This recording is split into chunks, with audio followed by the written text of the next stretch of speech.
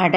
இவ்வளோ நாள் இது எனக்கு தெரியாம போயிடுச்சே! அப்படின்னு நினைக்கிற அளவுக்கு இன்னைக்கு ஒரு சூப்பரான, சுவையான, ஆரோக்கியமான, ஹெல்த்தியான ஒரு ரெசிபியோட தான் வந்திருக்கேன். ஒரு கடாயில 2 ஸ்பூன் அளவுக்கு எண்ணெய் ஊத்திக்கோங்க.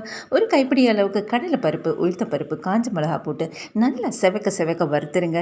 அதுக்கப்புறம் கொஞ்சமா புளியும், ஒரு சின்ன துண்டு இஞ்சியும் போட்டு அதையும் நல்லா ஃப்ரை பண்ணிக்கோங்க. ஸோ இன்னைக்கு வாழைத்தண்டு துவையல்னால அந்த வாழைத்தண்டை நல்லா கட் பண்ணிவிட்டு தண்ணீல போட்டு வச்சுருங்க. அப்போ தான் அது கருப்பாகாம இருக்கும். அந்த தண்டு எடுத்து இதில போட்டு நல்லா ஃப்ரை பண்ணிக்கோங்க.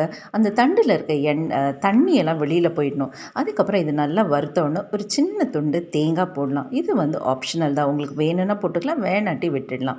இதை நல்லா ஆற வச்சுட்டு மிக்ஸி ஜாரில் காஞ்ச மிளகா, உப்பு, தேங்காய் போட்டு அரைச்சிட்டு அதுக்கப்புறம் இந்த வாழைத்தண்டெல்லாம் போட்டு அரைச்சிங்கன்னா சுவையான வாழைத்தண்டு துவையல் ரெடி ஆயிடுச்சு மக்களே. வாழைத்தண்டுன்னு கேட்டாலே தெரிச்சு ஓடுறவங்களுக்கு இந்த மாதிரி முறையில் செஞ்சு கொடுங்க. இன்னமும் வேணும் வேணும்னு கேட்டு வாங்கி சாப்பிடுவாங்க.